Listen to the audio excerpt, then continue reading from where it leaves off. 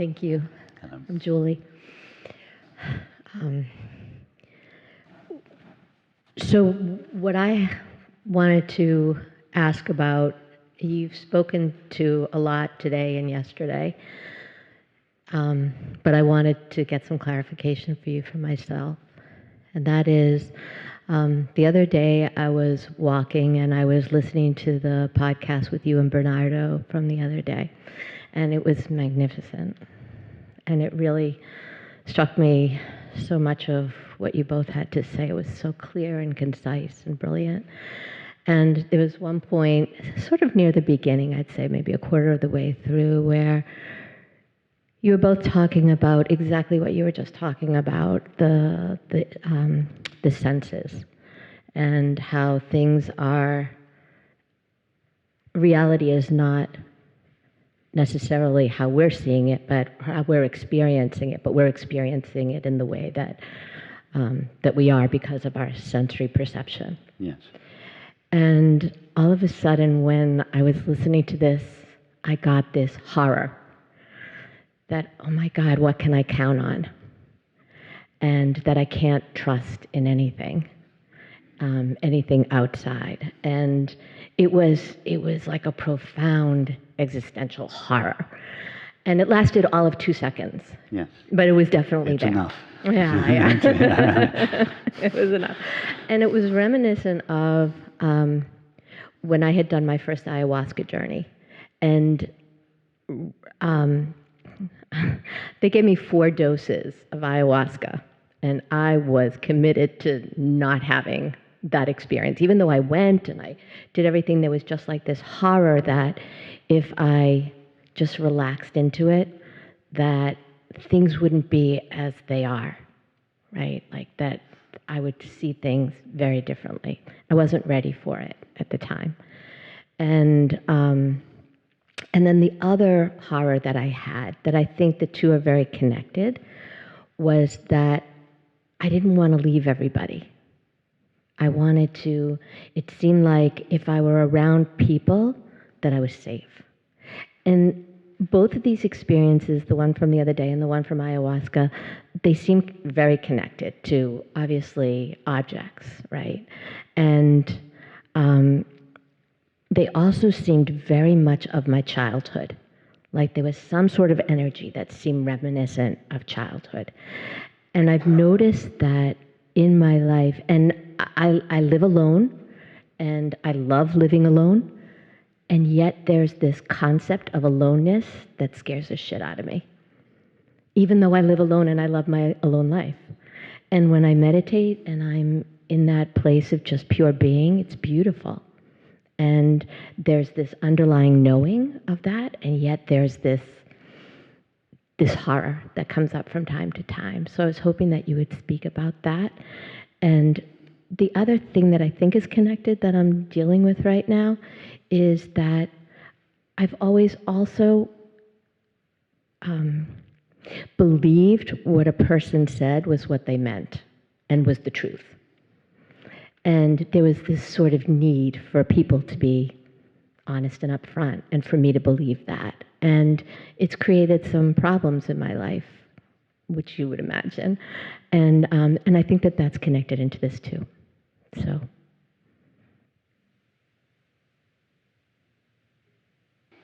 Yes, the conversation that Bernardo and I had was a truly beautiful conversation.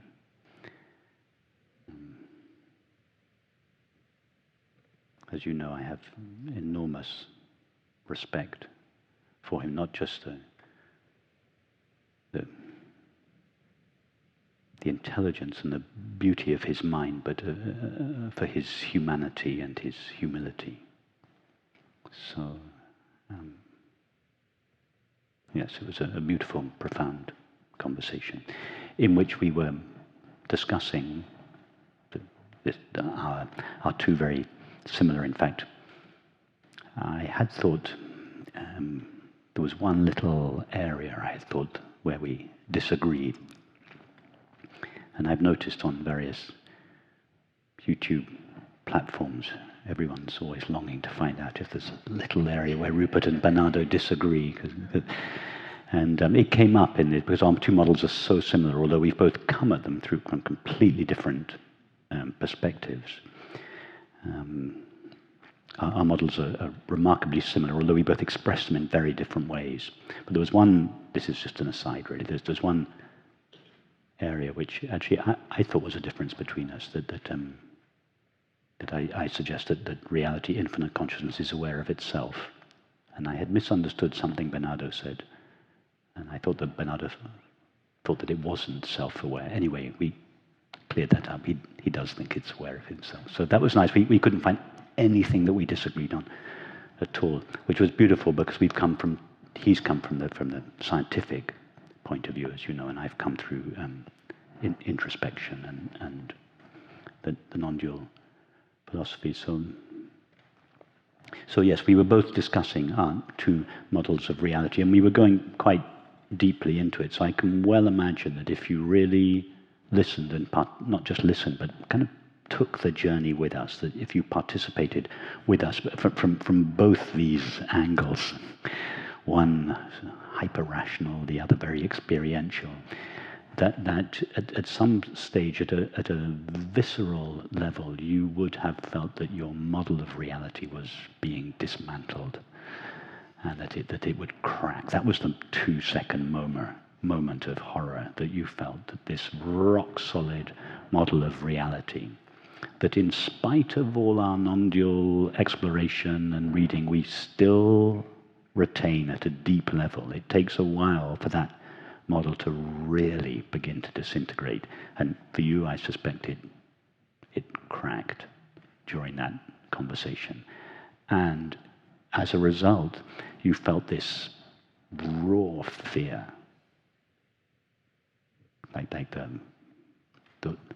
the one reality that you had invested not just your identity, but your security in, suddenly seemed to be considerably less substantial than you had previously considered it. And that produces this terror in you.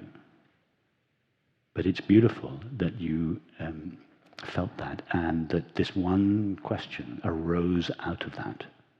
What can I be certain of? What can I trust? What can I be sure of? That's a beautiful question. That single question would be enough. It's the equivalent of the am I aware question, or who am I? That question alone, or how do I know that I exist? That question alone would be enough if you followed it all the way. What can I be certain of? That would be the only question you needed if you followed it all the way. So, and then you referred to, although you like living alone, you referred to the experience of being without people, the fear of that. Again, the people, friendship, that's another way in which our investment in reality as it appears to us is consolidated through people, surrounding ourselves with people, objects, familiar things, memories. All of these things shore up our conviction in reality as it appears, and then you have an experience like this, and it cracks. Once it's cracked, it can never be put back together again.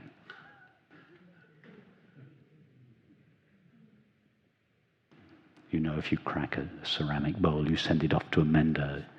They mend it, but if you look carefully, it's never the same. And then the Japanese, they put gold in the crack, which is a beautiful symbol, because it highlights this crack in reality. That they say, no, don't avoid the crack, go there. That's the most beautiful part of the bowl. The part of the bowl that, apart from that, it's just an old grey rice bowl. But then there's this beautiful gold crack. That's the place to go. So that although the crack is terrifying, it's the place to go. Thank you. Reminds me of that Rumi poem, The Craftsman. Yes. Thank you.